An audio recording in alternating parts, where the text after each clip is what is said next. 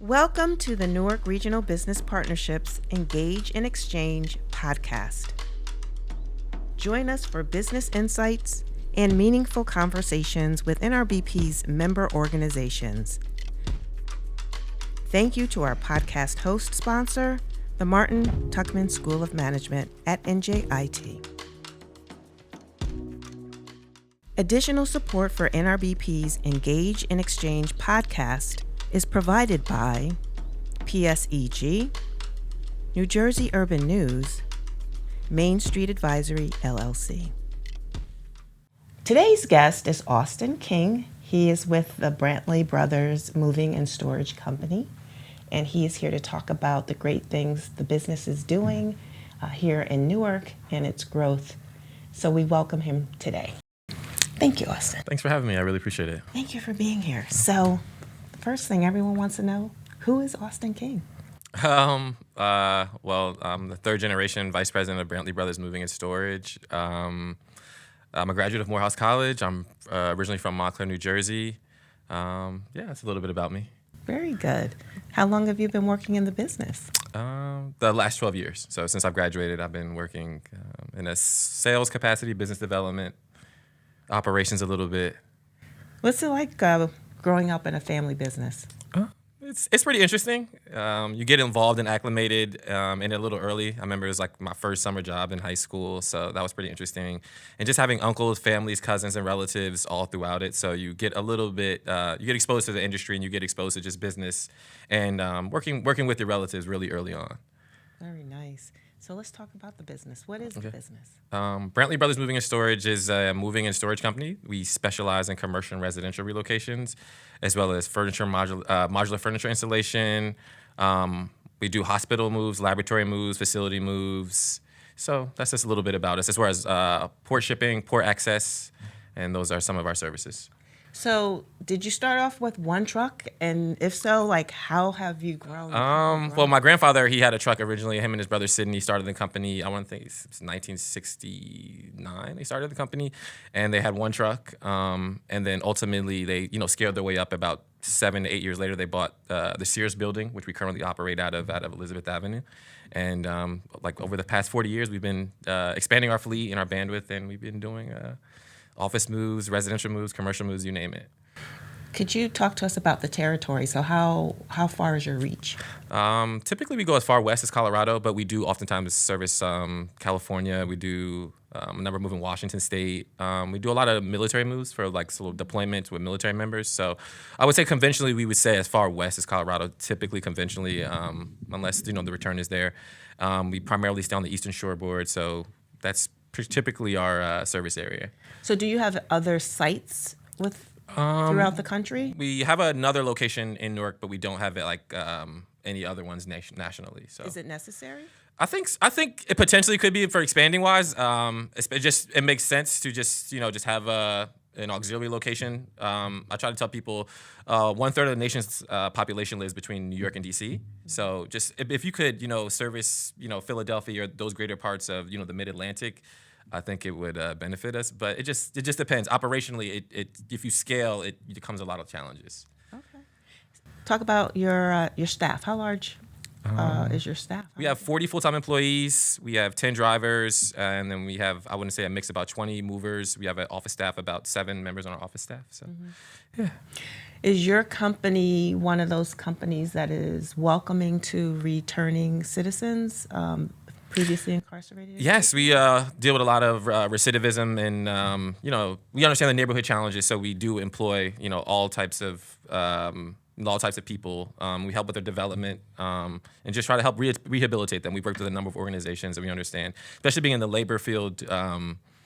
Being in business over the last 50 years, we've been exposed to a lot, and we do hire all types of people. We also do background checks, so we thoroughly vet our employees. Awesome. What would you say is the biggest challenge to your industry? The biggest challenge to our industry, I would probably say margins. The margins for moving have increased so much, whether it be fuel costs, material costs, the labor costs. So I would say that's one of the bigger challenges to be able to make margins and just be competitive in this space. Bidding processes when you're bidding against some of these larger companies, it's really hard to compete if its numbers are the only factor. So I would say that is primarily one of the bigger challenges. Very good. Describe your typical customer. I would say on the residential side, it's usually just a homeowner. They're just either moving from an apartment, a home, or it could be interstate move. So that's commonly it. And I would say commercial, they're usually offices or facilities, or schools or laboratories. So it really just depends. Just an office maybe moving something. Yeah. And so, what sets you apart from your competitors? I would say our experience, our industry knowledge as well. We've seen it all, just from a furniture standpoint, and even just from offices. We've seen unique furniture. Our attention to detail. You have to be very thorough. So we really take a quality and care with all of our clients and all of our projects. So yeah, I would say just attention to detail, patience. And just our service quality. We really want to perform. We understand that, having a name means a lot. Working with integrity. So I would say that's what separates us from our competitors. Did you find any challenges during COVID? Oh, yeah, we had a lot of challenges during COVID, especially with staffing. That was one of our challenges, just to retain good talent, to hire good talent. And just, we understand, operations, it really fluctuates, seasonally when homes go on the market. I would say those are our peak seasons. So when it kind of slowed up and there was not a lot of transactions on the market, we had to really look into new market segments. So we did a lot more like storage. We really heightened the facility moves, office moves, laboratory moves, things like that. So thank God for our commercial clients. They really helped us throughout that phase. That's great, because I actually wanted to talk to you, like, how did you move into the storage and warehousing piece? Mm-hmm. And how did the birth of that come about? Originally, we had one storage facility on Sherman Avenue, which my grandfather bought in the 70s. And then I want to say about 5 to 7 years later, we bought our Sears building, which we currently operate out of now. And we just wanted to heighten the emphasis on the storage because the building, your mortgage is a lot. So just wanted to utilize that aspect. So we've even done a lot of NTS, non-temp storage with the military, a lot of storage in transit. And then like a lot of the local legal offices, we do a lot of their files. And a lot of the institutions around, so we like Rutgers University, we store a lot of their contents and things like that. So, yeah, we've been able to just make that a business segment that we've been able to just heighten. So are there other segments that you think is a natural progression in the growth of your business? Yeah, definitely. I think just being where we're located regionally and just so close to the port. Just port shipping is really big. We have a lot of international clients that ship stuff with us. A lot of furniture deliveries we'll do too. So we'll pick it up from the port, we'll bring it back to our warehouse. We'll either assemble the furniture there or on site. So that's been one market segment that we've been definitely trying to heighten. Just Newark has really great infrastructure. People don't think about like 280, 78, 1 and 9, 22. So it's really accessible. So I think just being able to like service, the adjacent market in New York City, the surrounding areas. So I just transportation is really like a unique time and we're in such a great space. That's wonderful. Yeah. Now, when you talk about Newark, the Newark Regional Business Partnership, we serve Newark, but we also do the surrounding. It's like a 30-mile radius outside of Newark is our catchment. You've been a member for quite a long time. Yeah. Talk to us about your membership in the organization, how you've benefited from it, what you've liked about it, or what you'd like to see more of. Talk to us about your engagement. I know personally for me, when I was younger, it just exposed me to a lot of people. I was able, professionally, I didn't really know too many people in the business community, so I was able to meet a lot of people, and I was just able to just use them as just a good resource. If I had a question, I could go to somebody. I would always go to Chip or Barbara or something, or I would go to Nikki if I had a question, or if I wanted to meet somebody, just connect me to it. So that was really good for me. And it's just always just been good just for their events, just being exposed so much. Like their real estate markets forecast, I really loved annually. I love going out to it just to see what's going on in the area, a lot of new projects, new developments. So that's been just really big for me. And they've just been a great advocate for our business, whether it be referrals or just being aware about what's going on in the local business community. So we are a chamber of commerce, and for the younger generation, they're not quite convinced that they need to be a member of a chamber of commerce. They feel as far as networking and being connected, LinkedIn is enough. Mm-hmm. What would you say to that demographic? I would say don't be short-sighted. I don't want to say what you don't know will hurt you, but it won't. You won't be able to utilize it. So use all these resources that are available. Invest in yourself. It's a great investment. I know, traditionally when I first came out, I didn't know anything about FDICs, and that was just my first time being exposed to them. So like companies like Greater Newark and things like that, it was really good for me to understand and be involved in these environments, so I could learn more about them. So I just think traditionally, you can have LinkedIn and use these free tools, but at the same time, once you're in person, you have great people in a great organization looking to help you. I think that is more beneficial.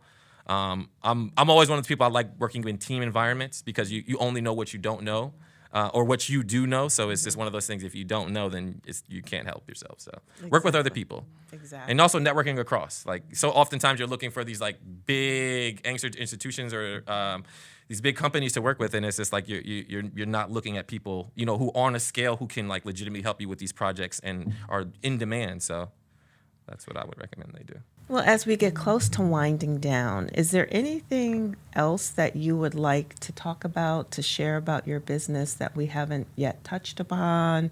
Do you go on campus to recruit for staff?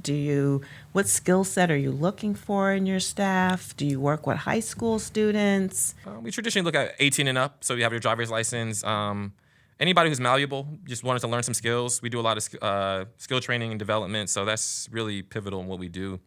Especially for our household mover, we won't put you on a household project unless you've gone through our 4-week program. And we're just a big supporter of the city. The city has been great to us as far as working with, the housing authority and just a number of, public departments. It's been great. So we're just very thankful in that regard. So yeah, just, excited for our growth, excited for our future. We have a number of things upcoming. And just being very fluid and understanding of how, Newark is changing, New Jersey in general is changing. So, yeah. Very good. Thank you so much. Well, thank you. So we thank you for your time, because obviously this is a very important time of the day for movers. And so you could have been doing anything other than this, and we appreciate it. We hope that you found it valuable to be here to share your information about your business. If you want to learn more about Newark Regional Business Partnership, we invite you to go to our website at newarkrbp.org. Again, that's newarkrbp.org. And as always, we like to leave you with a quote. Do not let yesterday take too much of today. And that is attributed to Will Rogers, an American entertainer. Thank you for listening to NRBP's Engage in Exchange podcast. Tune in next time for more NRBP member organization insights. For more information about our organization, visit www.newarkrbp.org.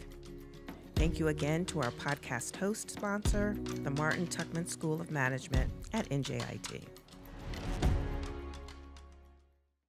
Additional support for NRBP's Engage in Exchange podcast is provided by PSEG, New Jersey Urban News, Main Street Advisory, LLC.